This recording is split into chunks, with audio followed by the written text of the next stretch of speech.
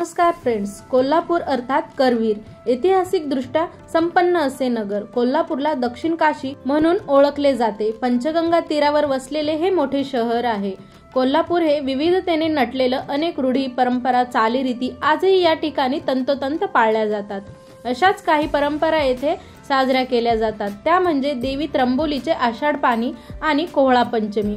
आषाढ एकादशी झाली की कोल्हापूरकरांना वेध लागतात ते त्र्यंबोलीच्या आषाढ पाण्याचे. हिंदू धर्मातील प्रत्येक रूढी, परंपरा, सण, उत्सव यामागे काही ना काही कारण असतेच. कोल्हापूरच्या अनेक वैशिष्ट्यांपैकी एक म्हणजे आषाढ पाण्याची जत्रा. ही नव्या पाण्याची जत्रा म्हणजेच आषाढी एकादशी नंतर मंगळवार किंवा शुक्रवार ग्रामस्थ भक्त कलश डोक्यावर घेऊन पंचगंगेचे पाणी देवाला घेऊन जातात. वाजत गाजत मोठ्या उत्साहाने हा सोहळा संपन्न होतो. आणखी एक परंपरा ती म्हणजे कोहळा पंचमी.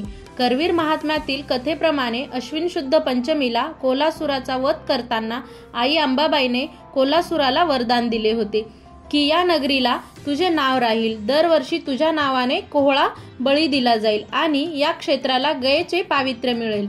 त्याला अनुसरून देवी कोहळा फोडण्याचा सोहळा आपल्या मुक्ती मंडपात करत असे.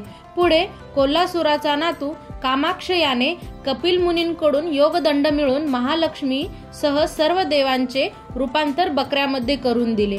त्यावेळेला मांगले गावचा भार्गव आणि विशालाक्षी या दाम्पत्यांची कन्या असणारी त्रिकाल पाण्यामध्ये राहून देवीच्या सुवर्ण कमळाचे रक्षण केले. म्हणून त्र्यंबोली या नावाने ओळखली जाणारी सखी कुबेराच्या पुत्राकडे कोहळा फोडण्याच्या विधीसाठीचे साहित्य आणायला गेल्याने ती बकरी होण्यापासून वाचली. तेव्हा नारदाकडून तिला या गोष्टीची बातमी कळताच तिने चतुराईने कामाक्ष दैत्याकडून योगदंड काढून घेतला आणि त्याचेच रूपांतर बकऱ्यामध्ये केले आणि महालक्ष्मीसह सर्व देवतांची मुक्तता केली. या आनंदात देव त्र्यंबोलीला विसरले. म्हणून त्र्यंबोली रागाने शहराबाहेरच्या टेकडीवर पाठ करून बसली.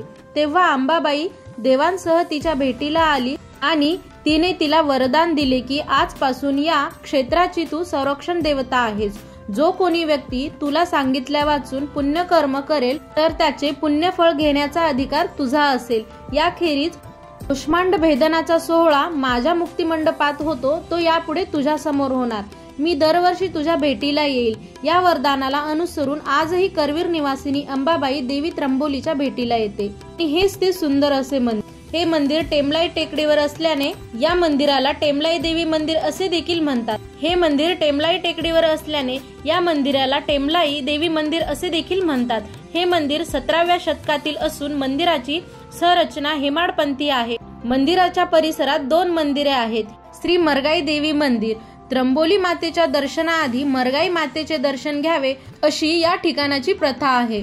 महालक्ष्मी अंबाबाई इतकीच त्र्यंबोली मातेवर भक्तांची श्रद्धा आहे. या मंदिरात पालखी, मिरवणूक सोहळा मोठ्या उत्सवात साजरा होतो. नवरात्र महोत्सवात हजारो भाविक मंदिरात येतात. धन्यवाद.